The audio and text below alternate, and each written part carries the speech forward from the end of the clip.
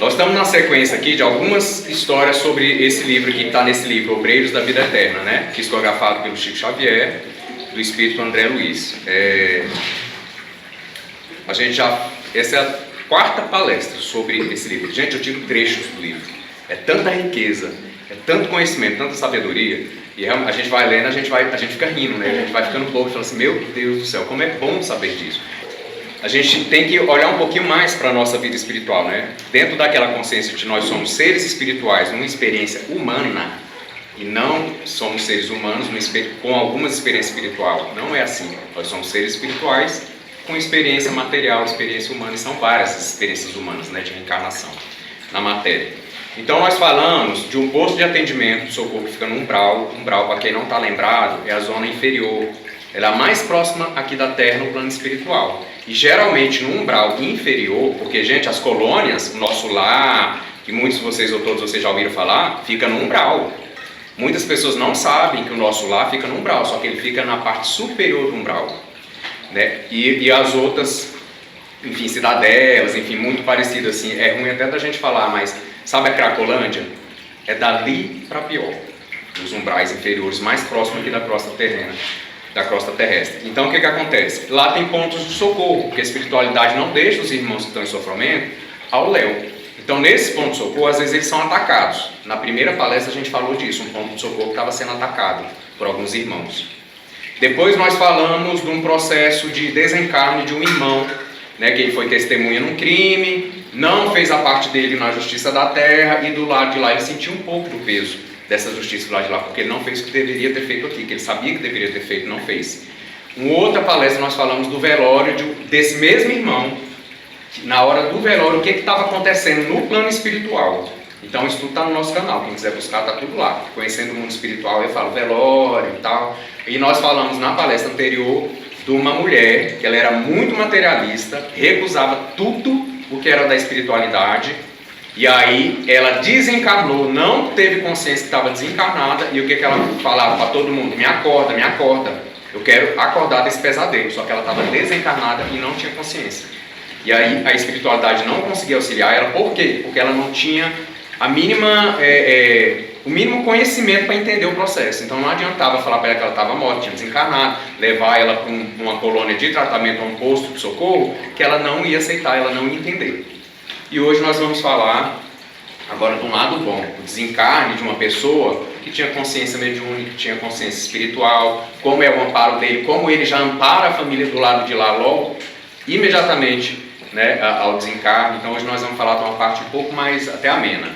E o que é interessante a gente perceber aí, não é tão diferente o mundo espiritual do mundo material. Começa a mudar, mas a mudança também, vocês concordam que não pode ser brusca demais? Vocês imaginem a gente apegado do jeito que a gente é, as coisas da terra, a gente desencarna e vai para um plano que é totalmente diferente. A gente vai entrar em loucura, né? Se a gente não visse árvore, se a gente não visse animais, se a gente não visse nossos entes amados, alguns deles, se a gente não fizesse amizade, se a gente não pudesse conversar, se a gente não pudesse se alimentar de alguma forma, a gente ia entrar em loucura, porque isso é muito mental, né? A gente depende ainda. Então, ou seja, por isso que a espiritualidade nos lembra, gente, desapegue-se das coisas materiais enquanto vocês estão na matéria, porque quando vier para o plano espiritual, fica cada vez mais sutil, mais fluido, mais amena a experiência. E como é que eu faço isso? Tomando consciência, lendo livros, buscando palestras, vídeos. Hoje a gente tem vários canais de conhecimento, né? A gente tem que se aproveitar. Então vamos lá para a história de hoje. Então isso aqui é André Luiz. André Luiz é o grande narrador e ele é o grande ator aqui também. Enquanto a alegria tornava ao ambiente, meu orientador acrescentou. Ou seja, André Luiz falando, né? Que o orientador dele acrescentou. Prestemos ao enfermo a assistência possível. Nesta noite, afastá-lo-emos definitivamente do corpo carnal. Ou seja, tinha uma pessoa que ia ser desligada, ou seja, estava no processo já de desencarne ali. André Luiz estava participando e o mentor dele que ia fazer esse desligamento dessa pessoa. Então eu já queria chamar a atenção para vocês. Olha que está havendo um amparo, né? Porque às vezes a gente olha para a morte, a gente olha para uma coisa assim como se a gente nunca tivesse morrido, né? Porque penso que todos nós somos reencarnacionistas aqui. Então quantas vezes nascemos, desencarnamos e estamos nesse ciclo, e parece que toda vez é a primeira vez, né? Aí a gente entra naquele desespero, meu Deus, vou morrer pela primeira vez, né? Não é não. Ledo engano, já morreu pelo menos umas centenas, quem sabe milhares, não tenho ideia, né? Mas enfim, toda hora é a mesma briga, a mesma luta, porque a gente não para pensar em vida, sobre a morte, que o mundo espiritual ele é mais ameno do que aqui. Lá, gente, as doenças cessam, lá, gente, o sofrimento cessa, lá, gente, a fome, a miséria cessa, a partir do meu merecimento. Isso é importante dizer. Mas é possível, né? Então lá o trabalho não é para comer, né? O trabalho lá é para a gente evoluir, para a gente aprender. Então já é diferente, porque aqui se a gente não trabalhar, a gente passa fome e morre. Tem que morar na rua, vai sofrer lá, não, é diferente. Então assim, os objetivos lá do trabalho, dos estudos são outros, né? Aqui ainda é muito pesado, ainda é muito sofrido. Então, levantamos-nos e penetramos o quarto. Fábio era o que ia desencarnar logo lá. Fábio, profundamente abatido, respirava a custo, acusando o indefinível mal-estar. Junto dele, a esposa velava atenta. Através da janela aberta, o doente reparou que a cidade acendia as luzes, ou seja, finalzinho da tarde e início da noite, né, gente? Ergueu os tristes olhos para a companheira e observou. Interessante verificar como a aflição se agrava à noite. Vocês já prestaram atenção que a gente, quando está no estado de enfermidade, vai ficando no final do dia, vai piorando o negócio? Tem um porquê. Tem um porquê físico, se vocês procurarem em sites científicos vão falar que é a questão mesmo, o corpo ele vai diminuindo o ritmo, né? E principalmente quando a gente deita para dormir, o nosso sistema ele dá uma diminuída no ritmo e a posição ela não é ideal para o corpo trabalhar, de ficar deitado o tempo inteiro. Aí coriza, entope o nariz, não é? Aquela agonia, gripe, né? A gente falta de ar, aí vem o desespero, aí acorda e começa aquele problema todo. Mas aí tem um outro lado, que a espiritualidade fala no livro Missionários da Luz, André Luiz fala que também tem um outro contexto espiritual, que é o poder da luz solar. O que acontece? A luz do sol, ela é vida. Quando fala assim que a água, né, é a base da vida, de certa forma é, mas o sol também, sem sol não há vida. E o que acontece? Pra gente, né? E o que acontece? Os raios do sol, eles estão o tempo todo purificando. Em nível mental, o que a gente pensa, o raio do sol purifica. Por isso que de dia tudo é mais ameno, por isso que na claridade tudo é mais ameno. E a espiritualidade fala que os raios solares têm esse poder. Ao contrário, já os raios da lua, que são os raios do sol refletido, ele já tem um processo diferente. Ele não consegue fazer a purificação do plano, né, sutil do nosso plano etéreo tão bem quanto o sol faz. Por isso a gente sente um pouco. Ela faz, a lua faz, mas ela faz menos. O sol ele faz mais diretamente. Então os raios solares, quando eles estão incidindo durante o dia, eles estão tirando miasmas, fluidos deletérios, está queimando, gente. Ele queima, transmuta, o fogo não transmuta as coisas, purifica. Então isso acontece com os raios solares. Formas, pensamentos, elementais artificiais, enfim, todas essas coisas estão acopladas na nossa aura que a gente pensou durante o dia. O sol tem capacidade de ir purificando e transmutando isso aí. Agora tem um limite também, né? Então vamos lá. Interessante verificar como a aflição se agrava à noite. É fenômeno passageiro, Fábio, afirmou a esposa tentando sorrir. Entre nós, todavia, iniciaram-se providências para socorro imediato. O pai do enfermo dirigiu-se ao Jerônimo. Jerônimo é o assistente que estava lá espiritual. E o pai do Fábio, que ia desencarnar, ele também já estava no plano espiritual. E olha a bênção, ajudando no processo de desencarne do filho. Todo conhecimento, sabedoria, certamente estudou bastante do lado de lá e se equilibrou para poder dar o amparo devido, né? Como o médico tem que se preparar, então os médicos espirituais também têm que estar muito bem preparados, emocionalmente, mentalmente, para conseguir trabalhar os fluidos em outro nível que a gente ainda desconhece. A maioria de nós, né? Sei que a libertação de Fábio exige grande esforço. Entretanto, desejava auxiliá-lo, isso o pai dele falando, no derradeiro culto doméstico em que tomará parte fisicamente ao lado da família. Regra geral, as últimas conversações dos moribundos são gravadas com mais carinho pela memória dos que ficam. O que é interessante a gente falar aqui, ó? O pai do Fábio falando, pedindo autorização para o Jerônimo, que era o responsável pelo desencarne do Fábio, se ele poderia, no momento do culto no lar, que o Fábio fazia, tinha essa prática de fazer o culto no lar, se ele poderia interceder um pouquinho, porque ele queria utilizar o Fábio para intuí-lo e assim orientar a família para que tudo acontecesse da melhor forma possível. Então olha o nível de conhecimento do pai dele, para dar esse amparo, né?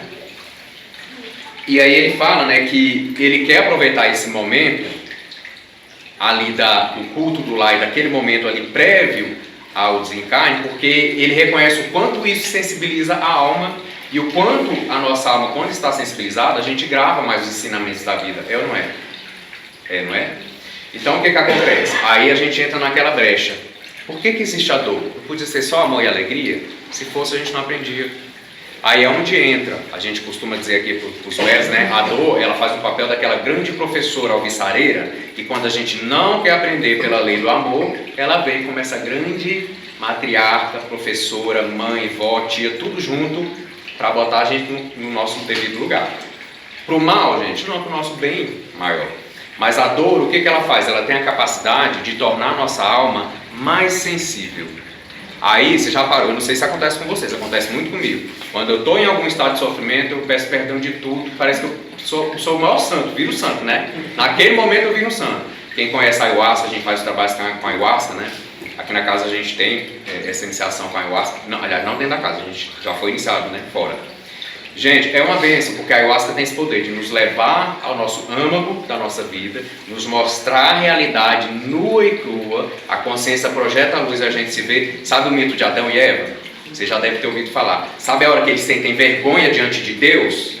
É assim que a gente se sente. A gente fala, o que eu estou fazendo com a minha vida? Né? Aí vem aquele medo, aí você começa a pedir perdão, né? Para os seus mentores, para a espiritualidade. Perdão, não vou fazer isso nunca mais vou desrespeitar minha mãe, meu irmão, meu colega, meu caminho. E, gente, sabe por quê? A ayahuasca tem esse poder de sensibilizar a nossa alma, aí a gente toma consciência e aí a gente sai do processo da ayahuasca e fala assim, meu Deus, eu quero viver bem, né? Não quero mais aprender pela lei da dor. Estava até conversando com a grande irmã Grazi aqui sobre essa questão, né? Gente, vamos escolher aprender pelo amor, né? Porque a gente ainda está teimando na dor. E a dor vem para sensibilizar a alma, para ver se a gente aprende melhor. Então, o pai do Fábio estava querendo fazer essa intercessão ali. Com muita satisfação, aqueceu o assistente. Colaboraremos também na execução desse propósito. É mais conveniente que a família esteja a sós. Bem lembrado, disse o genitor agradecido. Reparei que Jerônimo e Aristeu passaram a aplicar passes longitudinais no enfermo, observando que deixavam as substâncias nocivas à flor da epiderme, abstendo-se de maior esforço para alijá-la de vez. Fim da operação, do passe longitudinal, indaguei dos motivos que os levavam a semelhante medida. Está muito enfraquecido, agonizando quase, informou meu dirigente, e fazemos o possível por beneficiá-lo, sem lhe aumentar o cansaço. Ou seja, os espíritos estavam dando passos longitudinais ali no Fábio, que estava prestes a desencarnar, para tirar um pouco da densidade dos miasmas, então daquele peso. E aí, a espiritualidade faz com que os fluidos venham para a epiderme dele, porque quando ele fosse tomar o banho normal, o banho higiênico que a gente toma, esses fluidos negativos iam ser tirados do corpo dele e ele ia sentir um alívio. Aí eu pergunto para vocês, a gente sente ou não sente esse alívio? Depois de um dia estressante, um dia cansado, aquela chuveirada, poder da água, gente. Magnetismo puro, magnetismo puro. Aí imaginem vocês, se a água do chuveiro, que tem esse poder, imagine na cachoeira, gente. Imagine no rio, imagine a água do mar, né, que são sítios energéticos dos nossos orixás. Então a gente precisa voltar a ter contato com o meio ambiente de forma saudável. Isso é importantíssimo para evitar que as enfermidades, né, se cristalizem dentro da gente e tenha que vir para a carne e gerar dor e sofrimento. As substâncias retidas nas paredes da pele serão absorvidas pela água magnetizada do banho, a ser usado em breves minutos. Notei, admirado, que a operação se fizera acompanhar de salutaríssimos efeitos, surpreendendo-me, mais uma vez, ante a capacidade absorvente da água comum.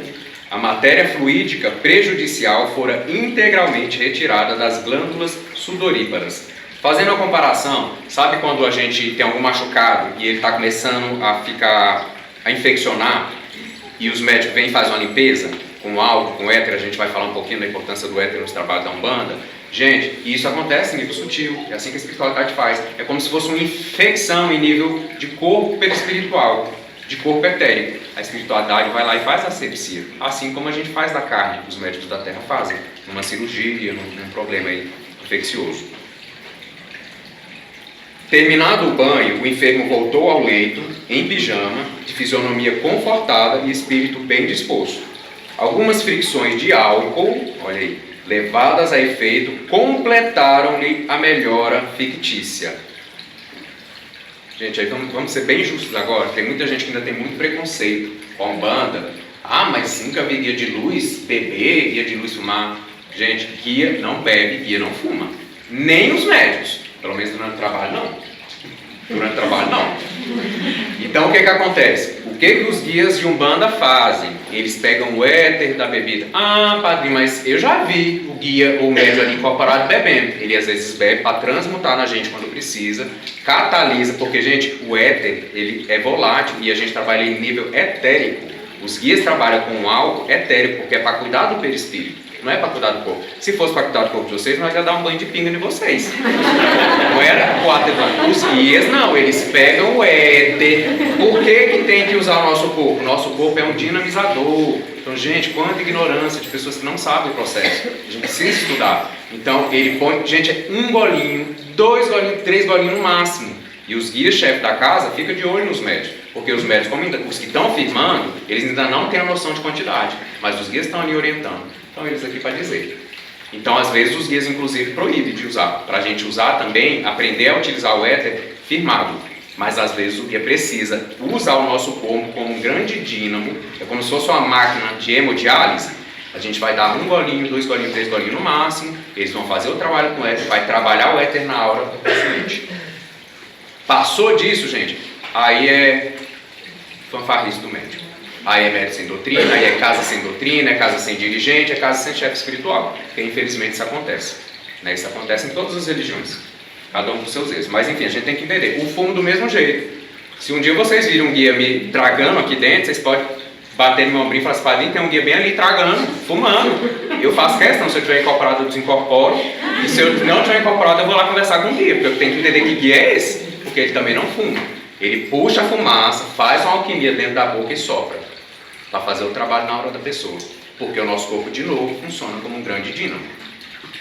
Então vamos lá.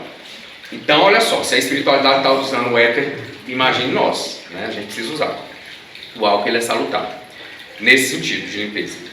E a gente tem que reconhecer, né? Quando a gente vai na casa idônea, com doutrina, com estudo, conhecimento, são espíritos de luz. Espíritos de luz, gente, eles sabem o que, o para quê, o como, o quando, o onde. Eles não estão perdidos, né? Então a gente tem que parar e pensar assim, será que eu sou dono da verdade? Que esses guias de luz que estão aqui nessa casa que eu confio, que eu acredito, estão perdidos, fumando e bebendo? Não, né? Vamos parar e vamos pensar, não, eu preciso entender, tem alguma coisa que eu não sei, tem alguma coisa que eu não entendo. E aí a gente vai no fundamento da Umbanda, porque Umbanda tem fundamento. E é preciso preparar, né? Como a gente costuma dizer. Silveira, que se havia ausentado, voltou depressa, falando particularmente a Jerônimo, a quem informou.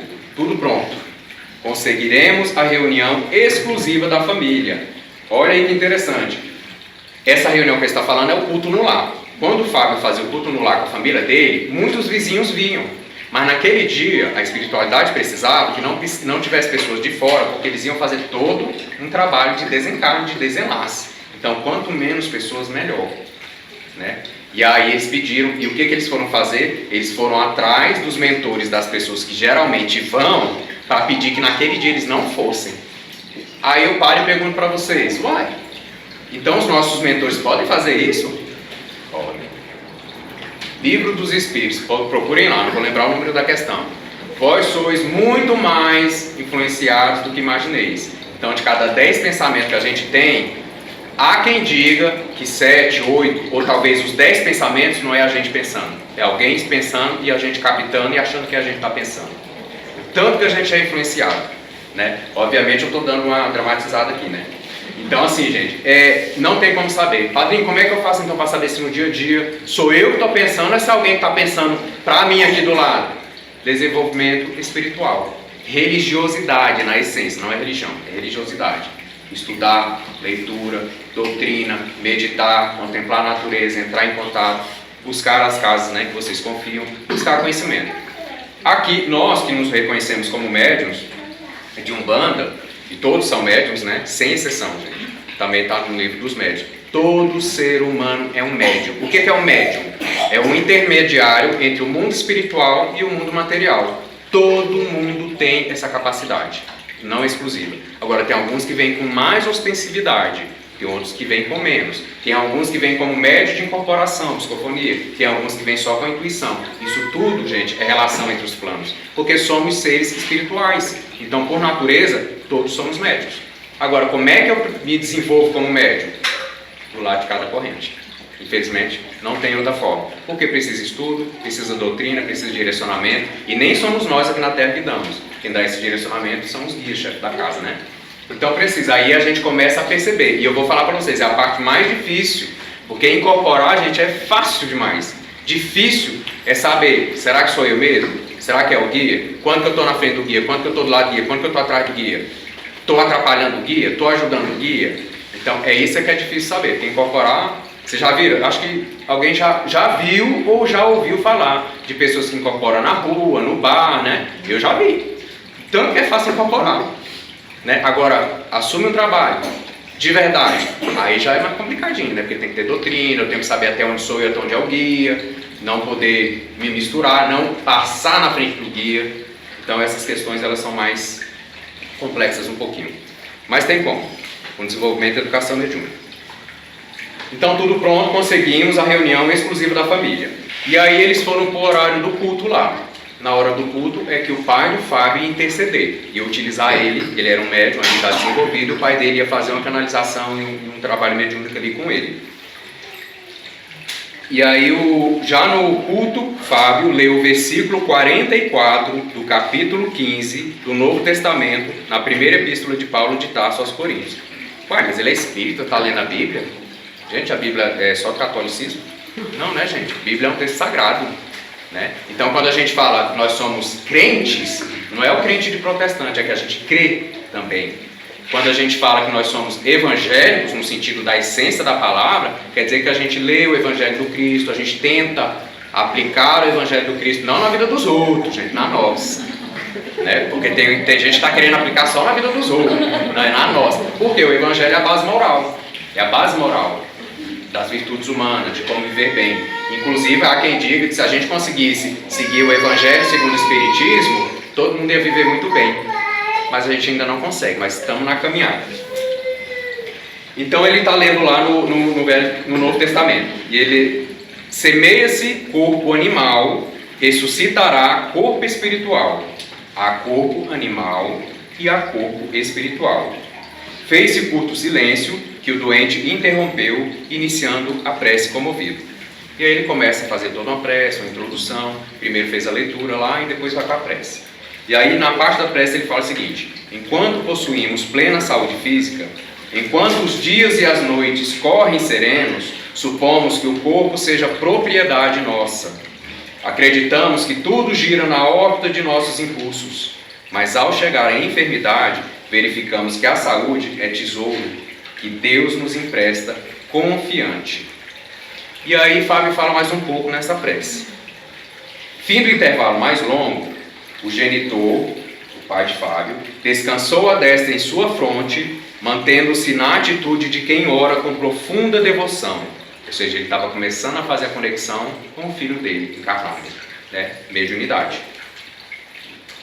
Reparei surpreso que luminosa corrente se estabelecera no organismo débil, desde a massa encefálica até o coração, inflamando as células nervosas. Inflamando no sentido positivo, tá, gente? Inflamando as células nervosas, então semelhando a minúsculos pontos de luz condensada e radiante.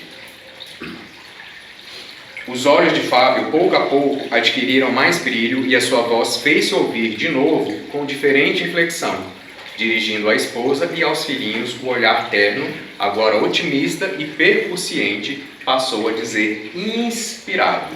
Aí já era o pai dele inspirando ele. E aí o pai dele foi falar sobre a morte, essa história do corpo animal. Há um corpo animal e há um corpo espiritual. A vida continua. A gente tem que cuidar dos dois corpos. Se eu cuido do meu corpo material, o meu corpo espiritual vai bem. Se eu cuido do meu corpo espiritual, o meu corpo material vai bem. Se eu descuidar de qualquer um dos dois, os dois vão mal. Então isso precisa ficar muito claro. E aí o pai de Fábio começou a explicar tudo isso. O momento da passagem, que a vida continua, que o Fábio ia continuar auxiliando a família, a esposa, né? Como esse grande anjo familiar, a gente não chama os espíritos familiares, né? Então todos nós, gente, que temos familiares e esse familiar tem condição de consciência, de conhecimento espiritual, ao chegar do lado de lá, ele vira um anjo de guarda para a gente. Então quando a gente começa a projetar essas verdades na nossa vida e trazer essa consciência, a gente entende tudo de forma mais amena, a gente vive com mais leveza, a gente entende. Eu tenho um pai que desencarnou, fui muito amparado, graças a Deus, pelos nossos guias, pelo meu preto velho, me explicando tudo direitinho, né? Hoje eu sinto a presença do meu velhinho, que eu falo, né? Desencarnou com 83 anos. Sinto a presença dele, ouço os conselhos deles ainda com alguma dificuldade. Não vou falar para vocês que é igual eu converso com vocês, porque não é.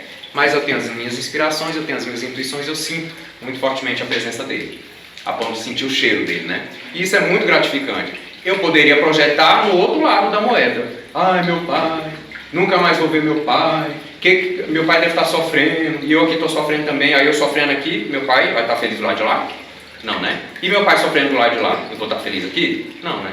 Então tem que estar todo mundo bem. Então a gente tem que buscar essa consciência, e a gente busca em vida. Em vida. A gente tem que pensar sobre isso. Por isso a gente está trazendo essas palestras aqui. Então ele conversou bastante. E aí continuando, vejo que amigos iluminados que preparam o coração, e estou certo de que partirei na primeira oportunidade. Acredito que todas as providências já foram levadas a efeito, em benefício de nossa tranquilidade nestes minutos de separação.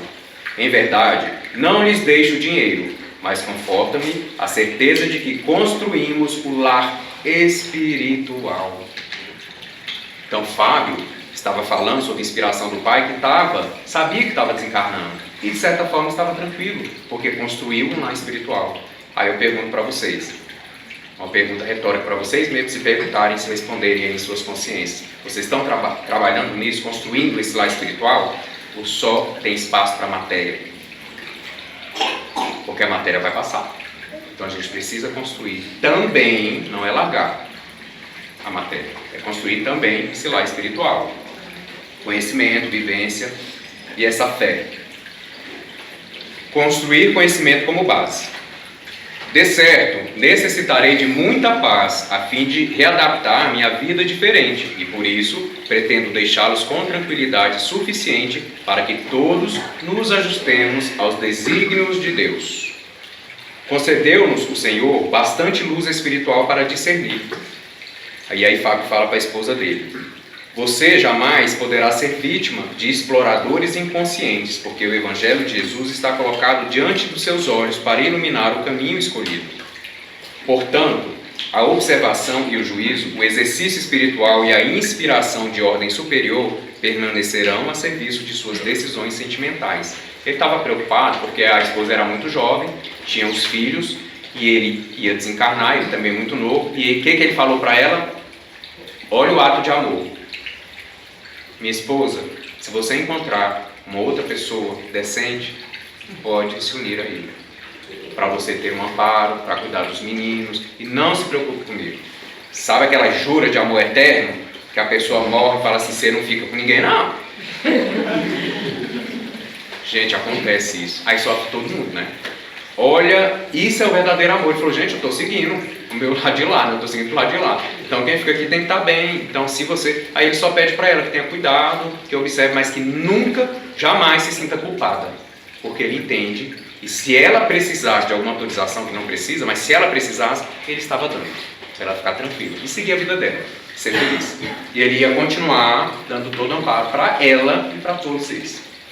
No filme nosso lá fala um pouquinho disso, né? Quando André Luiz primeiro recusa, que ele vai fazer uma visita à esposa dele, André Luiz já desencarnou, vai fazer uma visita à esposa dele, e quando chega lá, ela está casada com outro homem.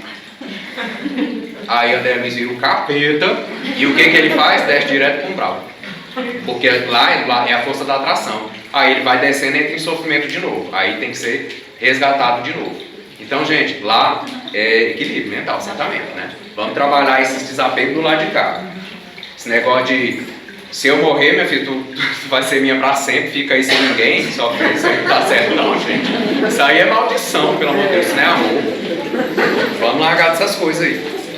Então, pra gente finalizar aqui, ó. E aí o processo, o evangelho ali no lar acabou, Fábio foi recolhido para o lar dele, a esposa com os filhos foram dormir e a espiritualidade veio para fazer o desligamento do Fábio. O que aconteceu?